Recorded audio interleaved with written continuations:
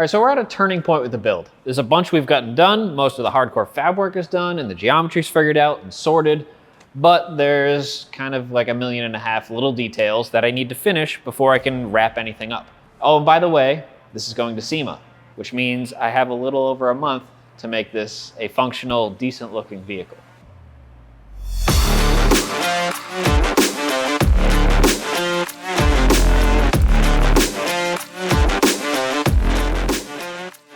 In today's episode, I'm going to start finalizing some of the swap stuff. Need to make room for the CSF radiators and coolers, make an intake for this Texas Speed LS, and finish up a ton of little odds and ends to make everything actually function.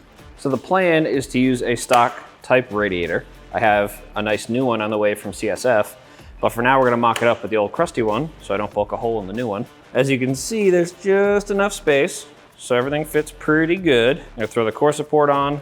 Now we have a bunch of oil and transmission cooler stuff showing up because we need to do that too.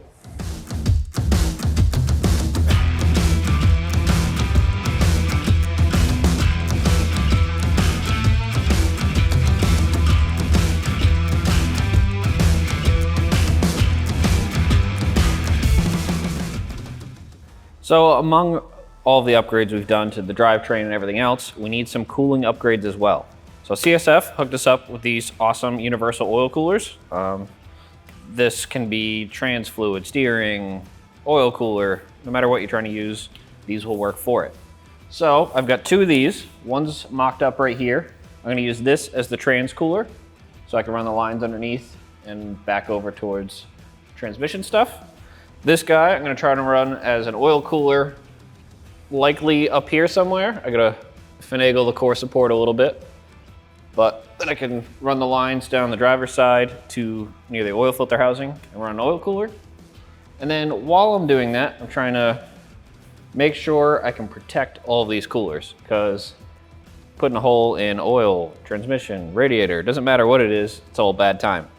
So I'm gonna put this bent tube here. Right now it's just hanging out, but I wanna protect the bottom side of the radiator if we were to land on a rock or something, just give it a little bit more protection. So I'm trying to hone in on all that basically at the same time so I don't make things inaccessible because I put a tube in the way, or if I could move this a little forward, maybe that'd help me in some way. So trying to mock all this up at once and figure out the best solution.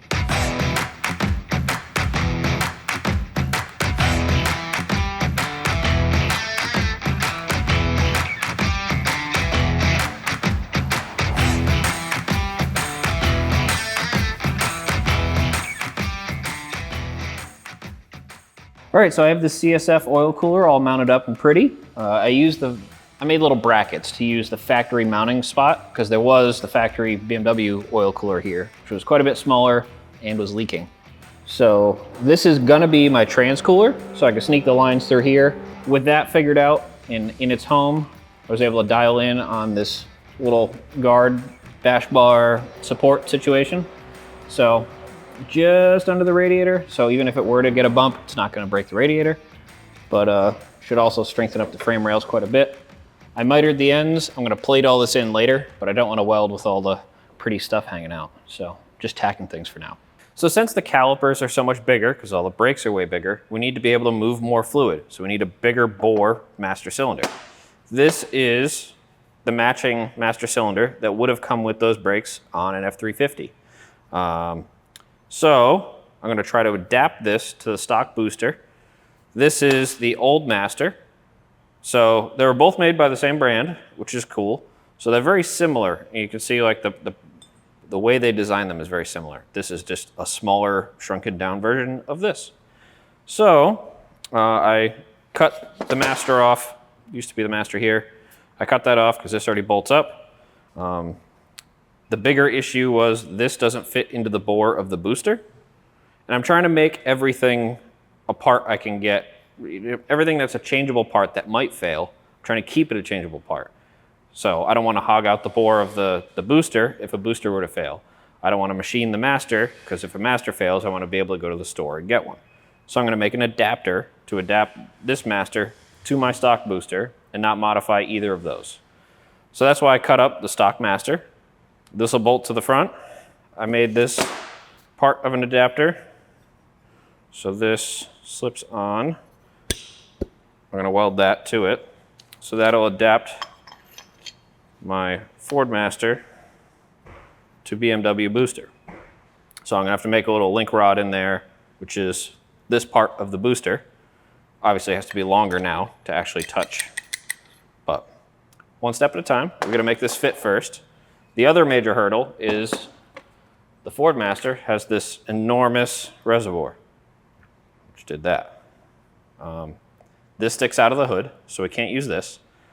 I might try putting the BMW one on it. The spacing between the pins is the same. I might have to modify it a little bit, but it's not gonna hold quite enough fluid.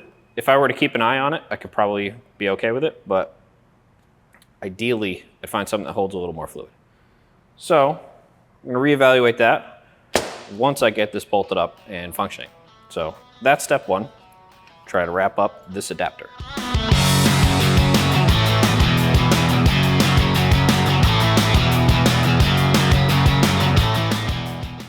All right, so I have my adapter bolted up to the Ford Master here, and I modified, I played heat gun and pushed in the side of this reservoir. This is the factory E53 brake fluid reservoir. It's a little too small, so if I wasn't paying attention and I were to wear the pads all the way down, this likely won't have enough fluid, but it does have a level sensor, and that's gonna take me forever to do. So in the sake of getting this under the hood, I'm gonna try this reservoir out. But because my adapter is longer, because the snout of the Ford Master doesn't fit inside the booster, the little push rod that's in the booster had to be longer. So I made this little sleeve. The factory piece goes in quite a bit. And then I welded on this little area and used those same little push pins. So that way it's on its nice little snout thing that's supposed to push off of. This fits in there, and we're at the correct length now. I'm gonna pull the booster to put that clip in later, but for now, you can get that guy in place. And with the shocks in place, I can still get this fished in here. And plenty of space. So part of the issue playing with newer vehicles like this is a bunch of modules that need to talk to each other and be involved for everything to work happily. So one of those on this is the ABS module. I don't need full functionality of the ABS, but I want to hang on to it for speedo, and that talks to a couple other things, so I think it'll make my life easier if I make sure it can be around. So instead of up on the front frame rail on the other side like it was before, I decided to hide it in the old ECU cubby here. I'm going to put the computer in the car instead, so this area is free for activities. So I turned up some little spacers, mounted the bushings on it, and now it's happily hidden away. So that way, because the right rear wheel speed sensor goes through the ABS module for vehicle speed on these, and I want that to work. But also I'm kind of curious if ABS will play nice. I did the math on the tone rings and everything should work out. So it'll be interesting. I'm curious. All right, so at the moment I'm working on the various reservoirs we need. So we need to store a bunch more power steering fluid than before. We need a coolant reservoir because the space where that used to live is now occupied, and probably some other stuff. But first off, I took, this was the Turner baffled power steering reservoir. I had it on this before in phase one of this build, but now with a hydraulic assist ram and the steering box setup, I'm gonna have to have a lot more fluid capacity. So I cut it in half and added about 8 inches of 3.5-inch tube. Just made the whole thing much deeper for a much larger reservoir. And then I welded on this tab, found its cozy home over here out of the way. So that's nice. Now I'm gonna try to do the same thing over here and make a similar looking coolant reservoir so we have some symmetry going on, because I'm a nerd about that. That's currently what I'm dealing with. I'm gonna make a reservoir over here, and that'll put us in nice proximity here for some of the hoses. I'm gonna try to make it like a swirl pot. So it'll be a low pressure or suction line from this reservoir to the engine, and then like the steam port from the top of the radiator and from the top of the engine will go into that swirl pot to work out air pockets and stuff. Pretty much the same way BMW does a coolant reservoir, but we're gonna apply it in a different location. Spice. Ready? Ready. Spicy cap. Spicy cap. So, once this stops singing, I'll show you what I got going on here. So for the coolant reservoir, I took, we have these bungs for the Turner expansion tanks. So I took a broken one of those and took the cap, so that way these threads will work and the bypass internally. And then I'll have a nice factory looking cap. I welded it to this piece that fits now in this chunk of 4-inch. And I'm gonna basically just make a symmetrical-ish engine bay with a round cap in both corners. So this is the theory. I'm gonna try to put one of the factory level sensors in the bottom, and I need a bung there, and then I need 2 ports on the side somewhere. But for now, I welded this cap through here, just on the bottom, and I'll probably weld the other part on.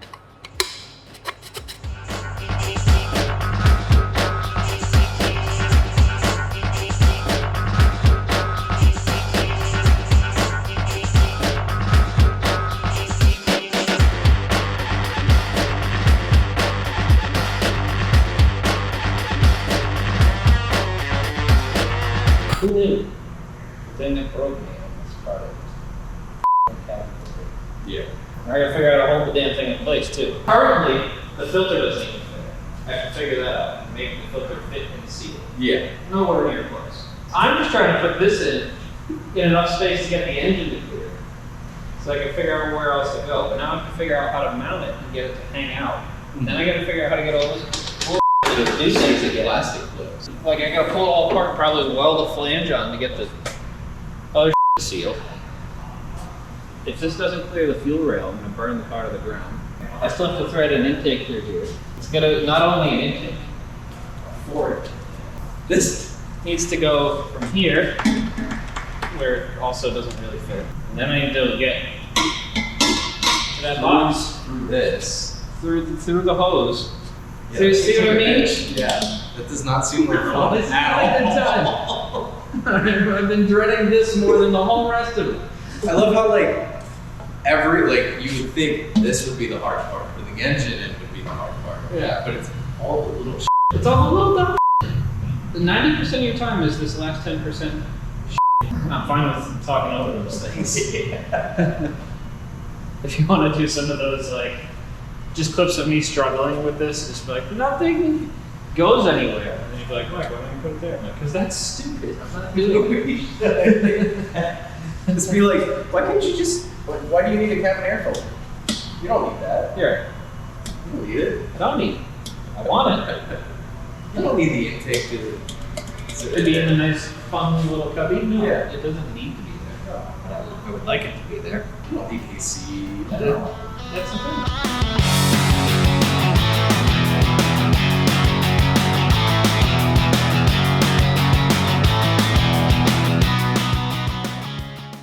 So in the process of trying to get all this stuff to fit and package, there's been a whole bunch of kind of jumping around. So I wanted to make the intake. We have an intake in place at the moment. Before I could do that, I needed to figure out where the shock hoses were gonna go. Before I could finish that, I needed to know what I was doing about the cabin filter thing, because I put a big V8 in the way of where the cabin filter thing used to slide into, and it was hitting the intake. So I made the whole bottom of it out of aluminum now, so it goes up higher in the middle. And then I had to trim the hood and throw the hood back on to fit around the shock towers, so I could see if I could run the hose over, which I just barely can, which opened up the opportunity to run the intake through over there into the old ECU cubby. So that's gonna be now an air filter box. And then I had to do a whole bunch of stuff because I needed a tight radius off of the throttle body because I kept getting into the radiator and it was gonna be too high into the hood by the time I got a large radius swept around. I wanted access to, put oil back in it sometime, that'd be cool. Check the oil, that's also important. So I can get to them. It's not the best, but it's doable. And then we have the trans dipstick, which I still need to bend a little bit, but is currently somewhat accessible. So I'm hitting all these points, but it's a whole bunch of jumping around and a bunch of goofy detail work, but we finally have an intake. So that's in place, filter's in its home.